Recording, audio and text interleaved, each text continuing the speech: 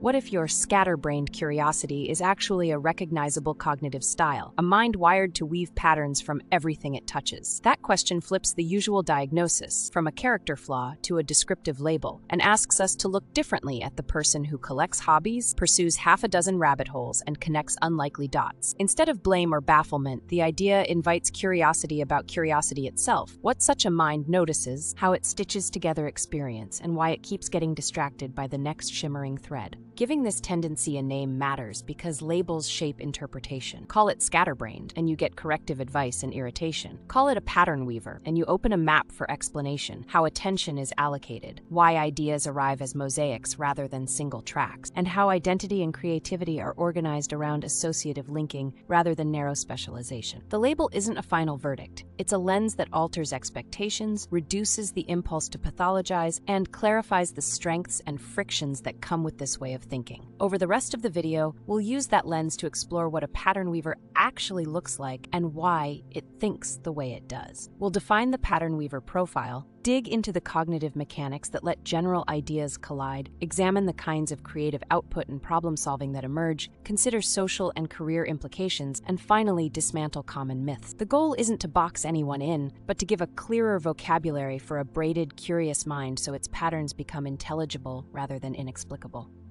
Number 1. What is the pattern weaver mind?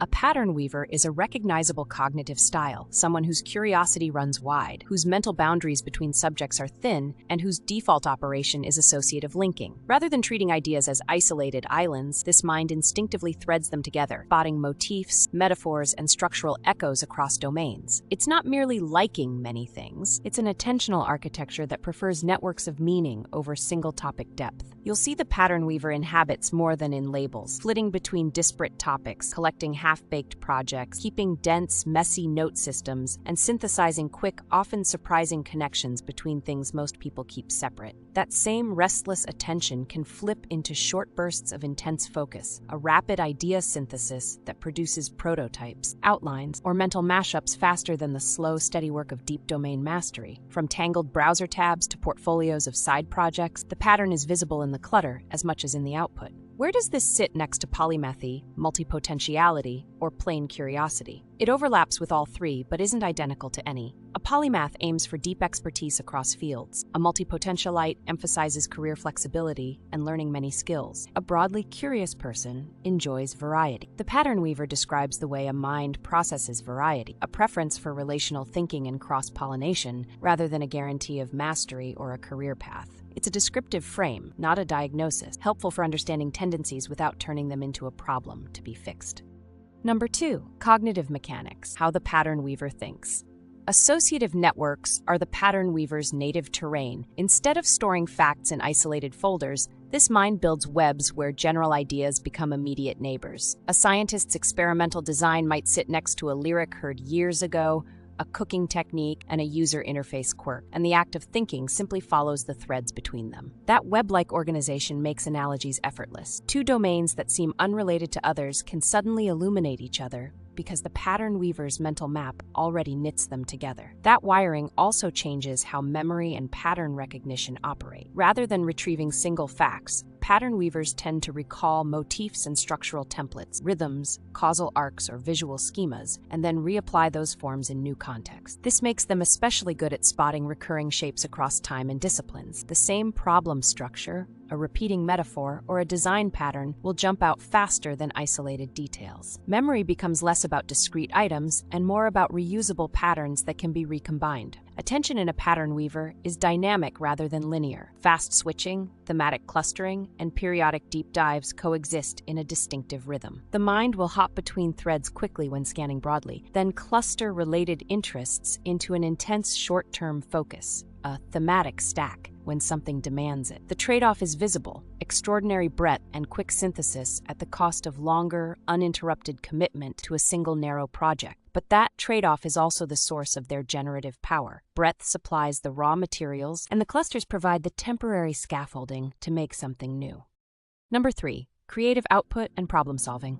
Cross-pollination is the pattern weaver's primary engine for novelty. Fragments gathered from disparate fields collide and reconfigure into unexpected solutions. A technical constraint from engineering might seed a poetic image. A vintage design cue can suggest a new workflow. An obscure biological metaphor can reframe a business problem. Those cross-domain juxtapositions aren't accidental, but habitual. The mind habitually borrows features from one domain and tests them in another until something clicks. The depth versus breadth tension plays out as a rhythmic pattern rather than a fixed deficit. Pattern weavers will alternately skim wide swaths of material to gather raw ingredients and then plunge into concentrated deep dives when a cluster of related threads demands synthesis. Sometimes breadth predominates, many shallow but fertile connections. Other times, a single theme captures attention long enough to produce deeper competence. So, the trade-off is dynamic, with periods of specialization punctuating broader explorations. That rhythm shapes distinct modes of creative output: short, intense bursts of synthesis, modular projects assembled from reusable parts, quick prototypes that embody a cross-pollinated idea, and conceptual mashups that function more as generative prompts than finished products. Outputs often look unfinished in conventional terms: sketches, prototypes,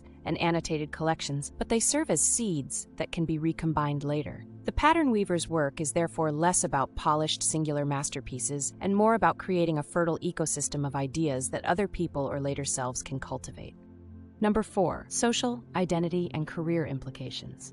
In professional terms, pattern weavers tend to trace nonlinear trajectories: portfolio lives stitched from freelance gigs, side projects, short stints, and occasional deep sprints rather than a single ladder climb. They gravitate toward roles and environments that reward synthesis, interdisciplinary teams, small startups where hats multiply, research groups that prize analogical thinking, or consultancies that need rapid, cross-domain fluency. The career picture often looks patchwork from the outside, but coherent from the inside, a mosaic of experiences that supplies both fuel for creativity and a flexible livelihood. Socially, that restless curiosity is frequently misread. Peers and managers who value steady, narrow output may label pattern weavers as flaky, unfocused, or unreliable. At the same time, others admire their connective flair and idea-forward energy. Those divergent perceptions shape interactions. Pattern weavers may be overtasked as the creative one, or sidelined when deep, uninterrupted work is needed. The result is a push and pull of expectation, occasional frustration, and misunderstanding alongside moments when their associative thinking is precisely the missing piece. On the level of identity, a braided set of interests produces a plural self-story rather than a single neat title. People with this wiring often describe themselves in generative metaphors: explorer, tinkerer, and connector, each capturing part of a larger pattern. That plurality can feel liberating and destabilizing at once. It resists tidy labels while also offering a distinctive personal narrative.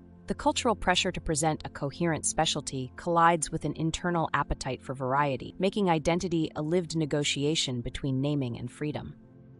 Number 5. Myth versus reality, reframing common misconceptions.